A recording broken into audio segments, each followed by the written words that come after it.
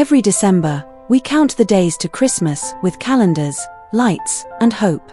But for one little boy named Joachim, each day didn't just bring him closer to Christmas. It carried him deeper into a mystery older than time itself. This is the story of the Christmas mystery, where a child's curiosity opens a door through history to follow the footsteps of a lost girl, a living lamb, and an angel guiding her toward the birth of Jesus.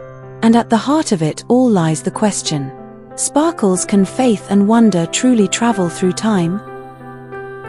One cold afternoon, Joachim and his father visit a small bookstore in Norway. Among the shelves of shiny new Advent calendars, Joachim notices one unlike any other. Faded colors, hand-painted drawings, and tiny numbered doors. The old bookseller, John, seems hesitant to sell it, but something in his eyes tells a story of his own. Finally, he hands it over. December begins. Joachim opens door number 1 expecting candy, but instead, he finds a tiny piece of paper. It's the beginning of a story. A girl named Elisabeth Hansen saw a toy lamb jump from a store shelf and ran after it. That single moment becomes the spark of a journey through time and faith. It's December 1st, many years ago. In a crowded department store, Elisabeth's mother turns her back for just a moment, and the toy lamb that had been on the shelf suddenly leaps down and scampers out the door. Without hesitation, Elisabeth follows.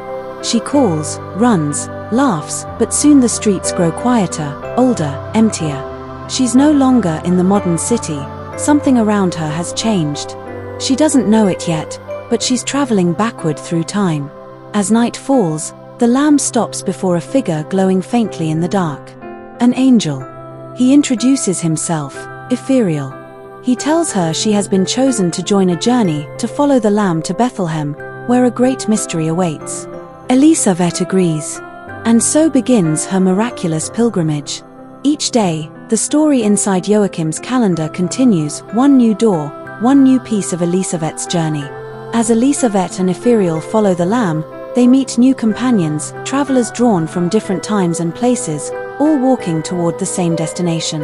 The first they meet is Joshua, a young shepherd boy from the hills of Judea. He doesn't understand how Elisabeth can speak his language, or why the land around them looks so different, but he feels the divine call and joins her. Next, they meet a Roman monk, a man carrying a scroll of wisdom. He speaks of history, prophecy, and the signs of a child who will be born to bring light into darkness. Together, they move through centuries, each step taking them further back in time. By the third week, Elisabeth's small company grows into a pilgrim band of faith. Ethereal, the angel, guiding them, sometimes silently, sometimes speaking of heaven's plan. Joshua, the humble shepherd, representing simple belief. Caspar, a wise man from the east. Each companion has their own reason for joining. Some dream of a light in the sky. Some are simply drawn by curiosity. But as they walk together, they all feel time itself shifting, the languages, clothes, and lands around them changing. They travel through ancient Rome, through Greece, across the Mediterranean, and finally into the deserts of Judea. At night, they rest under a starlit sky, and Ethereal tells them stories of angels, prophets, and the thread that ties all creation together. Elisabeth listens with wide eyes. She begins to understand that she isn't just walking to Bethlehem, she's walking into the story of the world's rebirth. Meanwhile, in the present, Joachim and his parents open each door with growing wonder.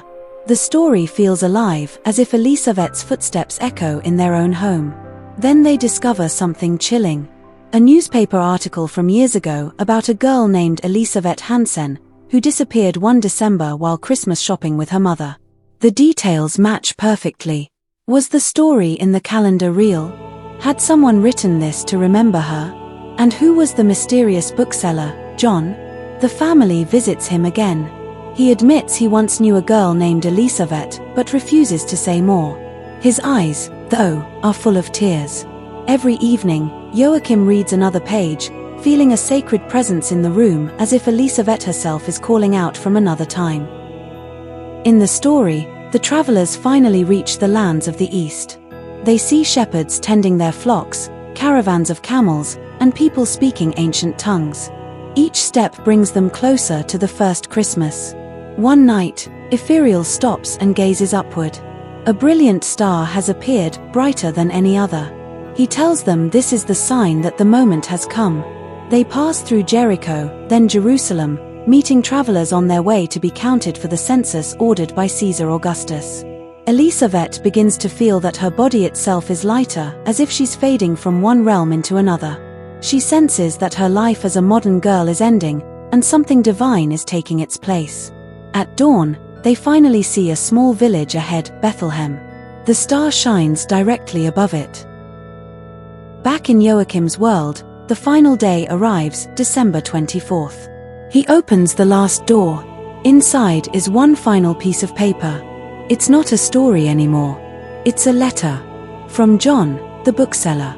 He writes that long ago, he was a boy who loved Elisabeth Hansen. When she disappeared, he searched for her all his life. Until one day, he dreamed of her radiant, surrounded by angels, watching over a manger in Bethlehem. He realized she had not died, she had been taken into the story of creation itself. So he made the Advent calendar, retelling her journey so that others could walk with her every December. Each year, as another child opened the doors, Elisabeth's story lived again. When Joachim reads the last line, he doesn't cry. He simply sits quietly, feeling the warmth of something eternal. He understands now that Christmas isn't about gifts or decorations.